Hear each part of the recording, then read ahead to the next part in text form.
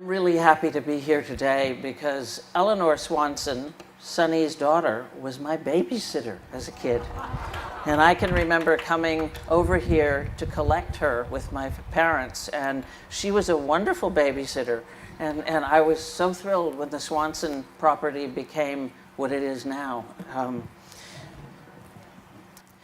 It used to be, when I visited the Teichner Nature Preserve, memories would try and crowd out what the place is today. I would see myself at 5 or 6 in my rubber beach shoes and bathing suit and braids, walking what seemed then like a very long way down to Lime Lake from our house. My cousins would appear, and my parents, as we all were 60 years ago. We would stash our towels in the cubby holes of various sizes, formed by the roots of a fallen tree, which was as dry as driftwood, bleached by the sun, washed clean by years of rain and snow, gone now. I would remember my German shepherd up on his hind legs, pushing our raft out toward deep water. We'd let go, and he'd keep pushing. The memories wouldn't stop coming, insignificant little details of any summer. The lake as warm as bathwater close to shore, worries about snapping turtles and leeches, our boat, the oily smoking smell of the outboard motor flooding, fishing and catching my father's lost tennis shoe, but no fish. The color of the water changing as clouds passed overhead, my mother lying on the raft on her stomach trying to sleep, sounds echoing across the lake so we could hear them. Now when I go there, I think about now. The memories still form and pull me into their flickery home movie sort of dream of my past. But imagine how excited I was a few years ago when I first saw the boardwalk, clean and new and sunlit, winding its way to the lake. Under it, the water was already coming back, seeping in where the road had been torn out. It was beginning to heal the terrible wound that was killing the cedar woods. A start. Last summer, there were new signs at the preserve and a new gate I hadn't seen before. It had been 2 years since my last trip, and in that time, the water had become bolder. It glistened on either side of the boardwalk. I was astonished at how much growth there was. No replacement for the big fallen cedars. That will take decades to return. But bushes and flowers, seedling trees, tangles of vines running wild, lots of new life. I often tell people that if I've done one good thing in my life, helping to save what is now the Teichner Nature Preserve is it. It is the thing in my life I'm proudest of. It couldn't have happened without the Leelanau Conservancy. I'd like to tell you the story. It involves all those memories of mine. It's a story about love and loss, of rediscovery, and finally, a joy that seems to me as bright and glorious and untamed as the water that's found its way under the boardwalk. It was the wildness of the land my parents learned to love when they found themselves in northern Michigan after World War II. Newly married, they bought the only home they would ever own together, an old white house, it was then white, my mother spotted on a narrow gravel road, then gravel, not far from here, boarded up and neglected with no indoor plumbing, unwanted by the elderly Chicagoans who had inherited it many years before. It had been built just after the Civil War by a man named Fisher, a so-called lumber baron, one of those hardy entrepreneurs who turned the immense hardwoods of the region into the millions and millions of board feet that were floated down rivers to Lake Michigan or carried away by rail to supply the Grand Rapids furniture industry or to build the homes of the upper Midwest. Little boom towns grew up around the lumber camps and sawmills. Our house on a hill was the center of one of those small wooden universes, long gone by the time my cousins and I spent our summers discovering relics left behind. We loved the empty house down the road because the little adjoining building had been a post office. In the lettered mail slots, we actually found mail that never reached the lumbermen once they left. We opened some, I don't remember what the letters said because I was so deliciously terrified skulking around. I only recall how I felt. Our property came with 40 acres of forest and wetlands we called the swamp on Lime Lake, right over there. My parents named the house Deer Trail Cottage. They spent all their spare time and money modernizing it, transforming it, so that soon as people drove by, they would slow down to a creep to look. Maple trees so big it would take 2 or even 3 men to reach around them, embraced the house, and sheltered what became my mother's lush, colorful flower garden. But the acre or so my parents tamed seemed barely an encroachment on nature, which surrounded us with its power and mystery, its sounds, its fragrance, its bigness. And of course, across the road, a 1/4 of a mile through the trees, there was Lime Lake, a miraculous blue on clear summer days, frozen over in winter and covered with deep snow, sculpted by the wind. Mr. Fisher's sawmill had been, as far as we could tell, about where the path we use today to get to the lake ended. When the mill closed, the people who worked there shoved tons and tons of lumber into the water. To this day, the lake floor is covered with the old wood. Every spring, my father hired somebody to come and dredge.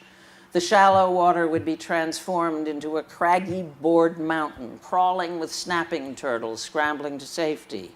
When the driftwood dried, the men who gathered to enjoy such things would build a colossal bonfire. Watching it burn itself down to the water was an event that attracted what for Lime Lake was a crowd. Eventually, my grandmother bought the 20 acres next to us along the lake, including the house with the post office, hoping to remodel it and live there, but she died unexpectedly. Her 5 children were left to pay the taxes and fight over the place while it inched through probate court, a process that amazingly took 25 years. In 1957, my father died. I was 9. My mother had to sell Deer Trail Cottage and the land on Lime Lake. It was like tearing her heart out, having to leave this beautiful place. We moved away so that she could make a living. She never came back. It was too painful. Our lives were defined by longing for what was gone. But my mother's family still owned the 20 acres my grandmother had bought.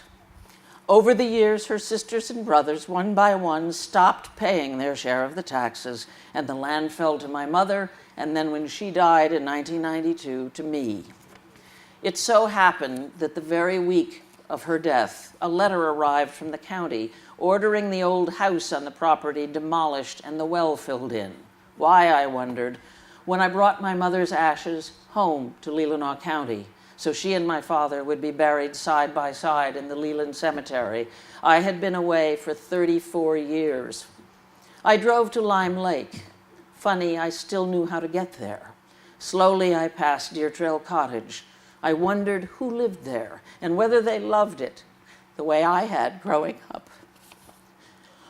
When I reached my grandmother's 20 acres down the road, my 20 acres now, suddenly I saw why I had gotten the demolition notice from the county. The house, or what was left of it, was leaning 45 degrees to one side, a precarious hodgepodge of broken gray boards on the verge of collapse. The old post office was gone. In my sadness and pain for my mother, I was overwhelmed by the desire to demolish the house myself, smash it to pieces, drive the bulldozer. The man who owned the bulldozer was someone I had known as a small boy, David Ball.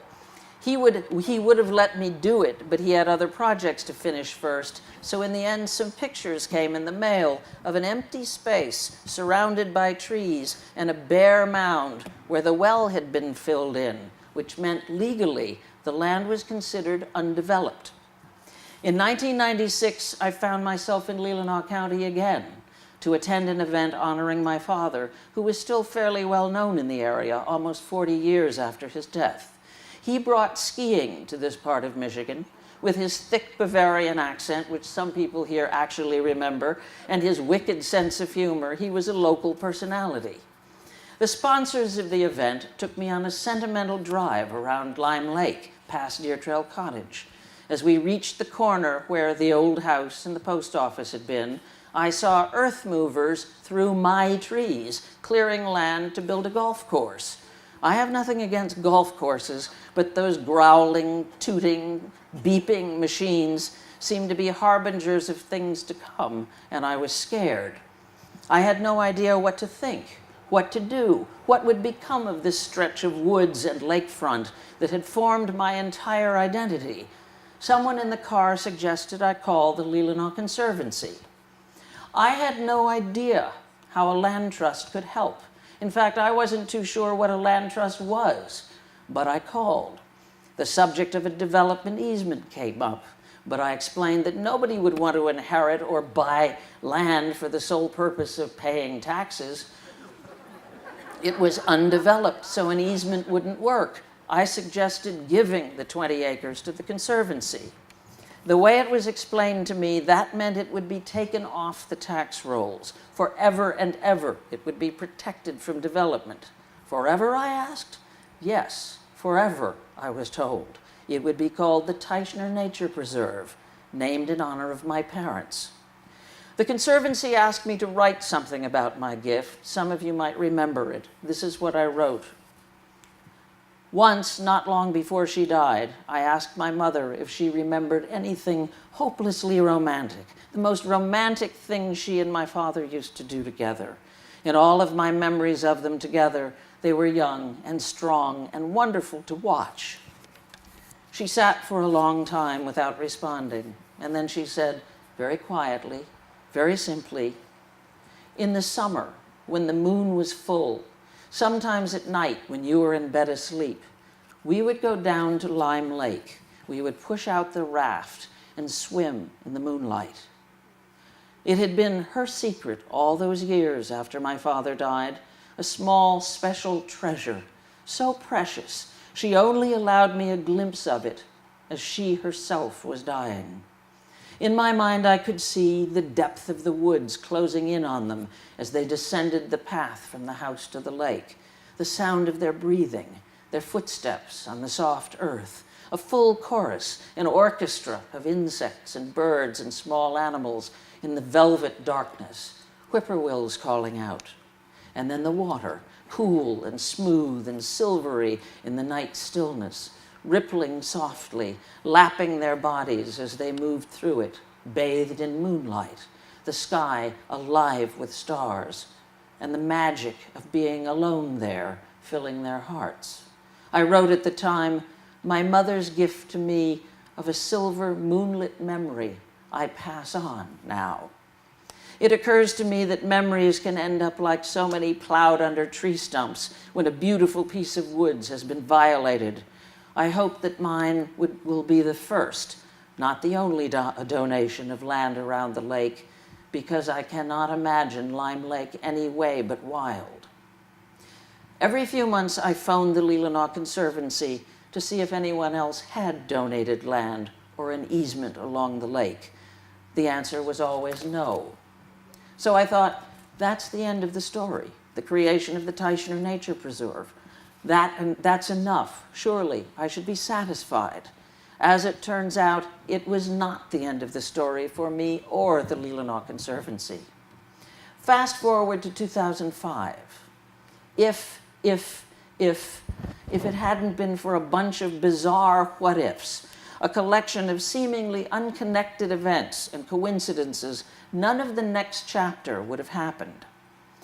What if I hadn't been introduced by someone who lived at the time on Kiowa Island in South Carolina to friends of his, also South Carolinians, who happened to own an old summer camp on Lake Arbutus just outside Traverse City? They're sitting right there. And what if we all hadn't been at the camp for a birthday party? What if we hadn't driven off on a Sunday morning to Cedar, 9 miles from here, from Lime Lake, and hadn't killed time waiting for Pleva's to open?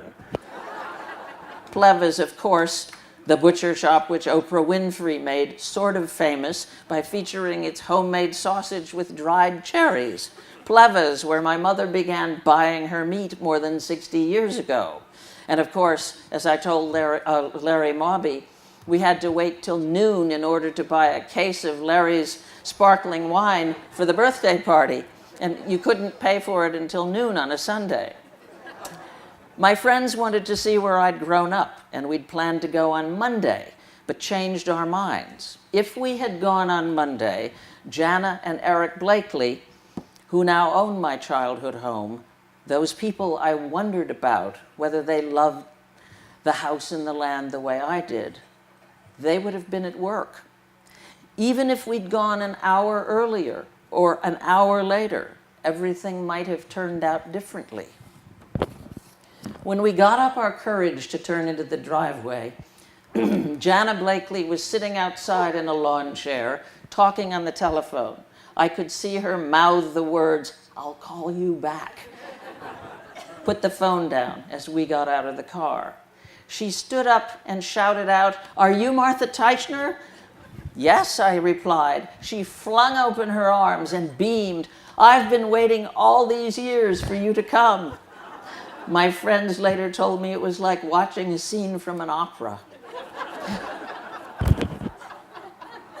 Of the 40 that my parents had owned, leaving just the house and the area around it. It was no longer called Deer Trail Cottage. So to go down to Lime Lake, the Blakeleys led us through someone else's land. A road had replaced the path my family walked through the cedars. I remember it being narrow and dark and always moist, spooky to a child, romantic to my parents as they went to swim on moonlit summer nights. Now with a road wide enough for a truck in place, the way to the lake was light and dry. There were culverts under gravel and a metal gate that seemed, at least to me, an ugly intrusion on the fragrant swampiness I remembered. And wherever I looked, I could see dead cedars, their trunks broken, strewn about like casualties of war. But the trees that were left still whispered, and some wildflowers still grew along the streams that had rerouted themselves. We took our shoes off and rolled up our trousers and stood in the warm water, wedging our feet between the slippery, worn boards that were still there at the water's edge. We picked out a few pieces of wood to take home as driftwood souvenirs. Sometime that afternoon, I said sadly that it had always been my dream to buy back that land and give it to the Leelanau Conservancy, but clearly it wasn't going to happen. One of the Blakeleys, I don't remember whether it was Jana or Eric, in response said a significant piece of it was for sale. At least it had been the year before. The asking price, they remembered, was a stretch, but it was doable. From that moment on, I could think of nothing else. 13 acres along the lake belonged to a real estate speculator. I asked the Blakeleys to make quiet inquiries. I went back to New York on fire, consumed by the thought that maybe, at least part of my dream could come true. The Blakeleys came back to me with one of those good news, bad news dilemmas. The good news was that the land could possibly still be for sale. The bad news was that A, the speculator wanted a lot more money, more than $400,000, and B, that he had gotten a permit and, barring some last-minute windfall deal, was about to clear another road, fill in the wetlands, and build a house by the water. He had already hired work crews. They were scheduled to begin in 2 weeks. Yikes. $400,000 I couldn't manage. I called the Leelanau Conservancy. I fully expected to be told nothing could be done, but instead the Conservancy offered to help. It was agreed that my share would be $200,000, money that would ultimately come from refinancing my New York apartment. I would give it to the Conservancy, which would do the actual buying. It would provide the rest of the money from bequests and from fundraising, from people like you. That is, if we could pull it off. Borrowing $200,000 just to give it away was frightening.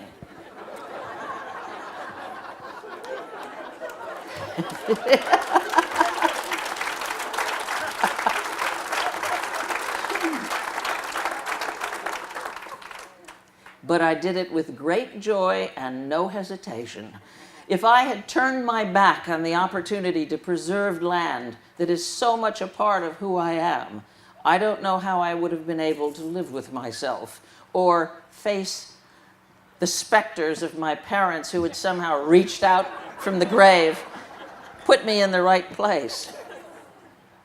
During the negotiations, it was not clear to me or to the Conservancy's lawyers that we would succeed. But finally, I got the call that there was a signed agreement. I was ecstatic, but it gets better. All those years, I hoped someone else would step up to do something on Lime Lake. Finally, someone did. Jean Sweeney Raymond, the woman who owned the 8 acres between the property I was helping to buy and the Teichner Nature Preserve, the lakefront property that bound the two properties together, said that if I could pull the deal together and the Conservancy could pull the deal together, she said this very ironically, not expecting it to happen. She said, if you could pull this off, I'll give my land too. And she did. It was all done by early 2006. And in May, when the woods was filled with trillium and morel mushrooms, there was a celebration, and some of you were there. Everybody connected with the project gathered for a walk in the newly expanded Teichner Nature Preserve. The metal gate had already been removed. The plan to take out the culverts and remove the road was already being discussed. The speculator had tied pink plastic ribbons around the trees he intended to cut down, and there were a lot of them. I couldn't resist tearing one off, and then another. Pretty soon other people began doing the same thing. We all held the broken plastic bands up over our heads and laughed. Earlier I mentioned all the what-ifs, the circumstances that fatalists would say were not really coincidences, that conspired to make something wonderful happen. Well, here's another what if. What if the Leelanau Conservancy hadn't existed? What if the Conservancy hadn't had the lawyers to help me? Twice, a staff of savvy professionals who knew what was possible and how to go about bringing to pass a positive outcome. What if the money hadn't been there to make the deal work? All I know is my piece of the puzzle, big for me, but really a very small part of the huge jigsaw map of conservation all over the United States. To all of you here who have helped to make happy endings like mine possible, thank you.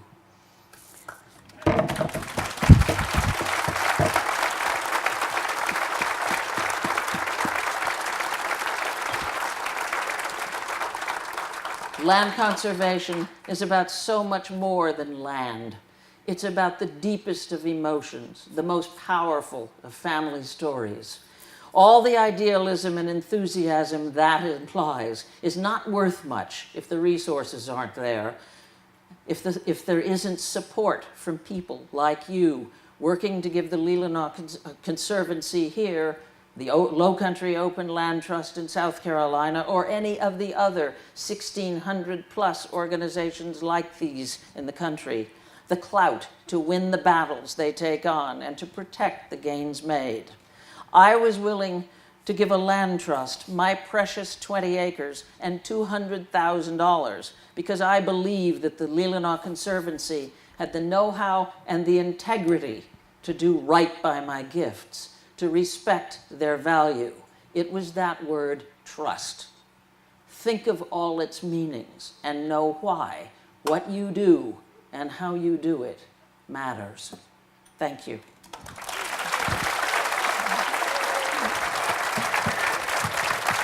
Thank you. Thank you, Martha.